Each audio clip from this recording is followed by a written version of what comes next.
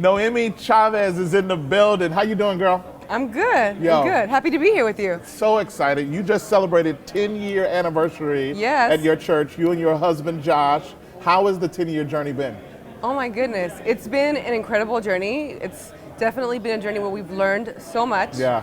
And yeah, I think God has really stretched us, and we've been able to experience God's love in just beautiful ways through our community. And it's been a powerful thing. I mean, it has its ups and downs, like anything else that's going to be worth you living for will. Yeah. But it's definitely been more ups and downs for sure. That's good. Yeah. And when you talk about discipleship and this idea of call to more in the book of Ephesians and some of the things that I know that have shaped you, how have you seen that impact the work that you guys are doing in Long Beach?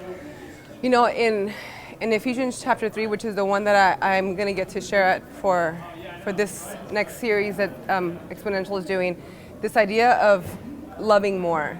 Yeah. We're called to love more, and I think that has probably been the most foundational piece for us, to love people well, you know, to not be known for what we do well, but that we love well. And so just that idea that we're able to see anybody come in through our doors from any walk of life, and to say, you know what, God's going to meet you exactly where you are, and we're going to walk with you along this journey where God's love will continue to reshape and redeem the story, you know? What's been the biggest challenge to executing that well? Because it's a culture, that's a different culture, Yeah, for sure. I mean, I think for me, one of the biggest challenges was because I grew up in a very ethnocentric church. Right? So like, I grew up in a church where it was all Spanish-speaking people. My parents speak Spanish. The world I grew up in was in LA, but a very concentrated Latino community. So then pastoring a church that is in Long Beach in a very multi-ethnic setting, I needed to understand that people's journeys are different from mine, right? So that dysfunction that is familiar to me is different to somebody else.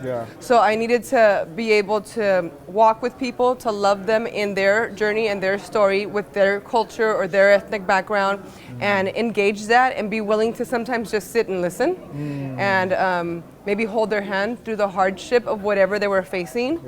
But it was definitely something that was probably more challenging for me than for Josh. Josh grew up in a more multi-ethnic setting. I grew up around raza all the time, like all of my Mexican peeps.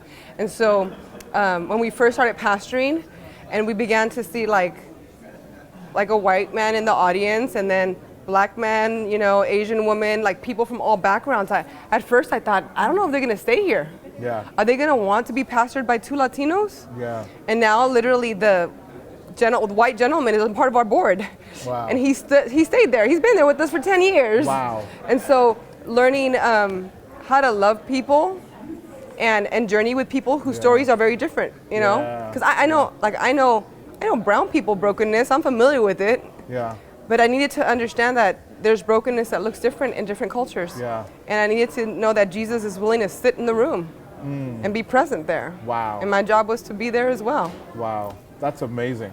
What role has, how do you see God calling you to more? This theme next year is called to love more. This idea of what you're talking about is called to love more. What's some of the ways that you guys have been calling people to love like Jesus? Give me some experiences or some stories of some folks that were hard to love possibly. Although I can't imagine y'all having anybody that was hard to love. But how have y'all tried to cultivate a culture that says we're going to love like Jesus and we're going to love more?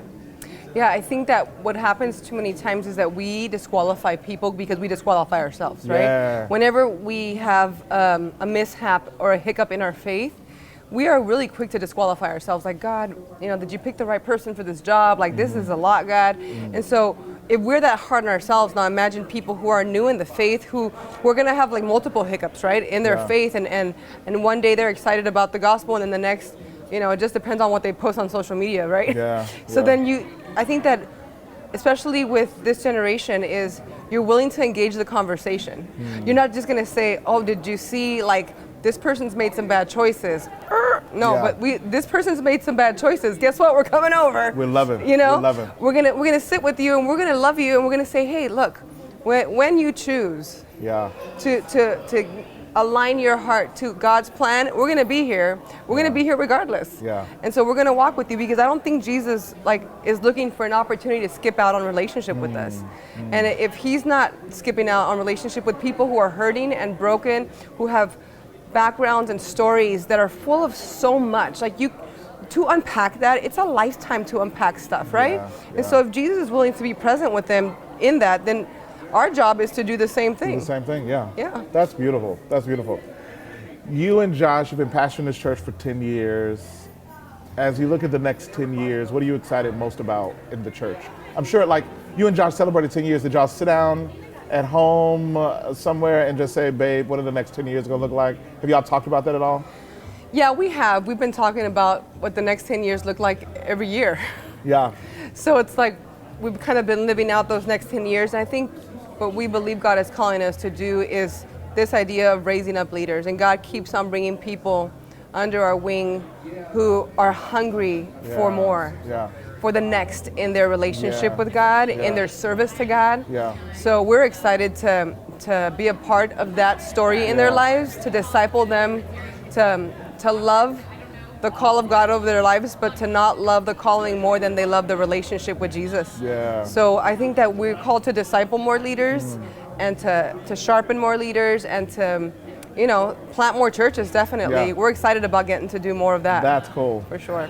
Noemi, when you think about the church, and I know you love the church, tell me about a time or a moment or experience when you just saw her as the beautiful bride that she is, in a way that when it happened or when you experienced it, you were like, wow, that's the church. Like that, now that's what I'm talking about. Now that's the church. That's who the church is, in a way that marked you. Tell me about a story or a time like that. We have so many stories in the church of people's lives coming off of drug addiction or from, brokenness of different kinds, right? But one of the ones that stands out to me the most was this gentleman in our church who was coming off of all kinds of addictions from his past. He did some prison time, and when he was in prison, he was part of the Aryan Brotherhood. Oh wow! So here's where you see transformation in somebody's life, where you see the work of God. I mean, this dude was serving under the leadership of a Mexican and a Salvadorian. I mean, this is huge. Wow. And I think he's serving with us. He's a part of our team. His heart is being healed. He's being freed from all of these different kinds of addictions that he had acquired through the years. And when I see his story, I think only Jesus through the bride, only God through his bride, only the bride of Christ could have stood with him when he would have been maybe a very unlikable person to most people. Wow. And yet here's this redeeming, powerful story of somebody who is passionately serving Christ. That's amazing. That's amazing.